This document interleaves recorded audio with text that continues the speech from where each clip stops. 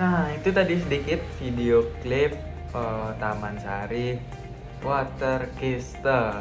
Hore. Sekarang kalian udah tahu kan kita mau ngapain. Nah, yuk disimak dulu. Sebelumnya kenalin, nama aku Iputu Anjas Fernanda dengan NPM 2207111934. Hai, aku Veronica 2207 11948.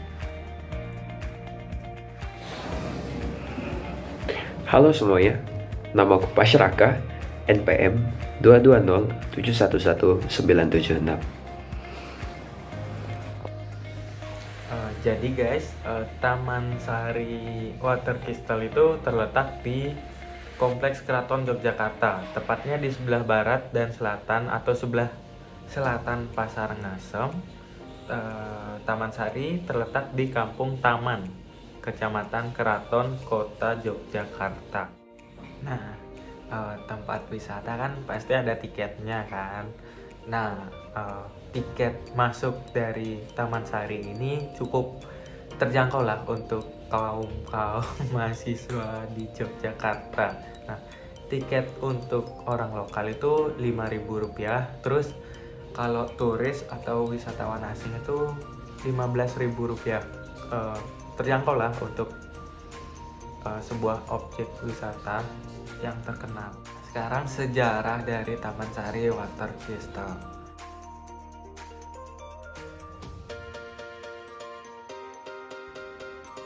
Taman Sari Water Coaster dibangun atas perintah Pangeran Mangkubumi atau Sri Sultan Hamengkubuwono I. Taman ini dibangun sekitar 500 meter dari Keraton Ngayogyakarta, di dekat sebuah umbul atau mata air yang dipersembahkan untuk istri-istrinya yang telah membantu selama peperangan. Tempat inilah dahulunya Sultan dan keluarganya mandi pada hari-hari atau bulan tertentu.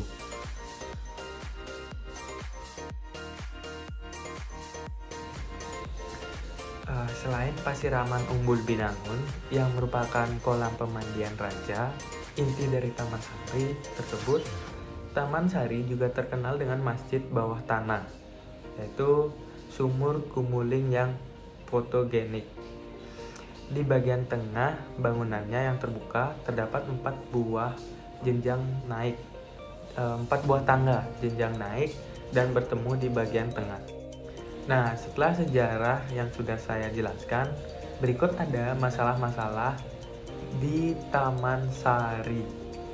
Dilanjutkan oleh teman saya, yaitu Veronica. Yang pertama, ada bangunan yang kurang terawat. Jadi di saat kami ke sana, kami melihat bahwa banyak dinding yang berlumut serta lapisan cat yang terkelupas. Ada pula tembok yang pecah dan retak, jadi banyak pengunjung yang mengeluhkan hal tersebut. Selain itu, pengunjung juga mengeluhkan bahwa air kolam yang kotor. Berdasarkan wawancara yang kami tanyakan dengan salah satu tour guide, pembersihan kolam ini dilakukan hanya ketika air kotor saja, jadi pembersihan tidak dilakukan secara berkala.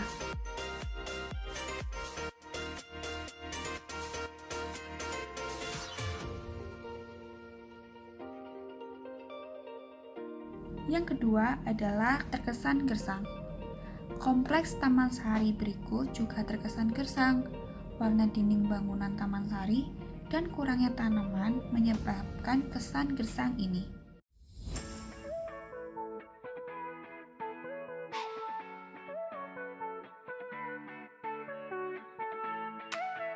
Yang ketiga adalah minimnya tempat sampah. Tempat sampah di kompleks Taman Sari masih sangat minim. Di kawasan pemandian Umbul Binangun misalnya, hanya ada 5 tempat sampah kecil yang tidak mampu menampung sampah yang banyak. Akibatnya, pengunjung yang datang ke Taman Sari pun juga kebingungan untuk membuang sampah. Jadi ada beberapa pengunjung membuang sampah di sekitaran wisata tersebut. Dan bentuk tempat sampah yang kita lihat pun juga tidak estetik dan tidak sesuai dengan nuansa Taman Sari.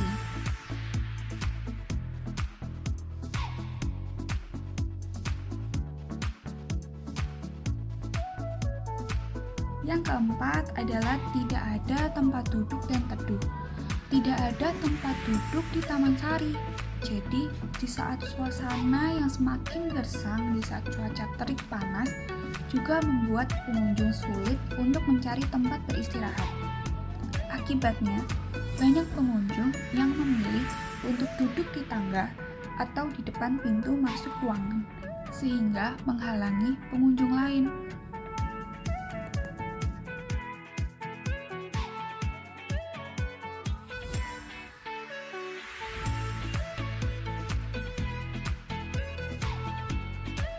Yang kelima ini adalah stand makanan kurang tertata.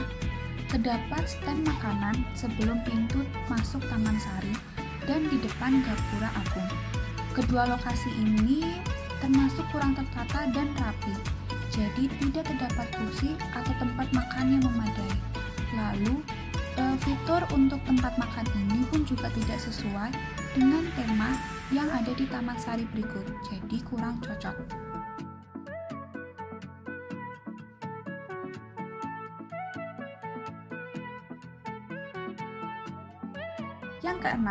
Yang keenam adalah minimnya peta dan penunjuk arah.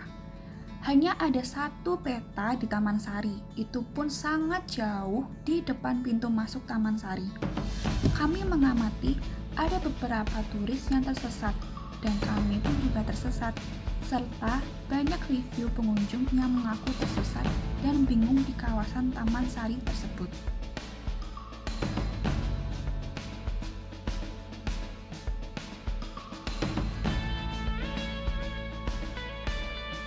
Yang ketujuh adalah papan penanda yang tidak memadai.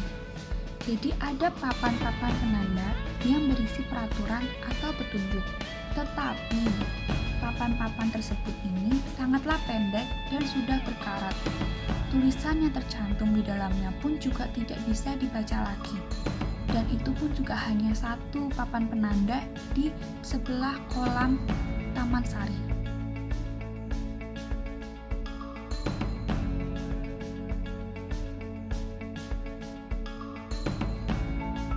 Yang kedelapan adalah terdapat tembok dengan vandalisme.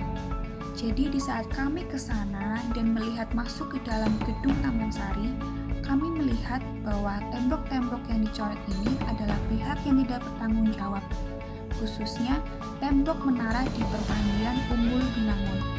Hal ini menyebabkan bahwa kurangnya nilai estetika dalam objek wisata Taman Sari.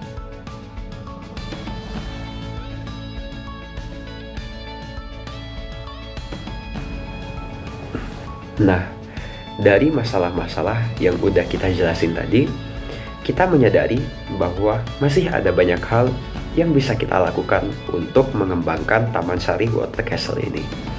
Jadi, apa aja sih hal-hal yang bisa kita lakukan untuk menjadikan Taman Sari ini menjadi tempat wisata yang lebih menarik lagi?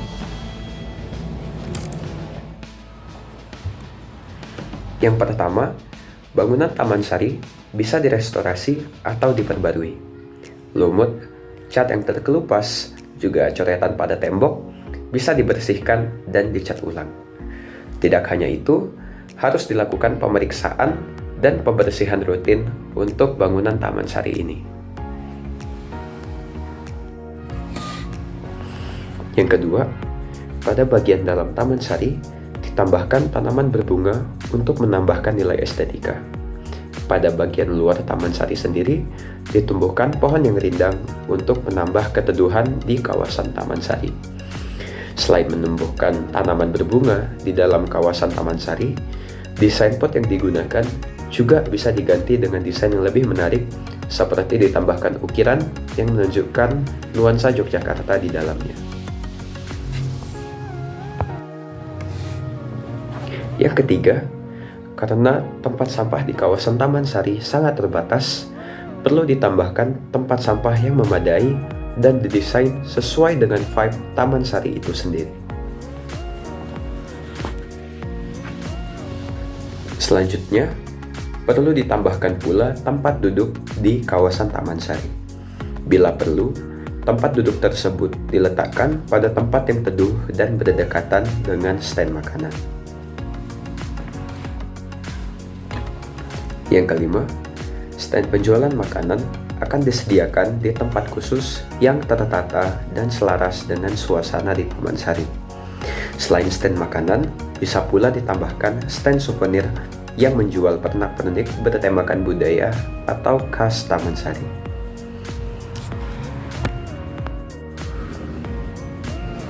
Yang keenam, keberadaan Dena sangat penting di kawasan-kawasan wisata. Oleh karena itu, penting untuk ditambahkan Dena pada pintu masuk Taman Sari serta penunjuk arah di kawasan Taman Sari. Bila perlu, ketika pengunjung membeli tiket, pengunjung dibagikan brosur berisi Dena serta sejarah singkat Taman Sari sehingga bisa dibawa berkeliling di kawasan Taman Sari.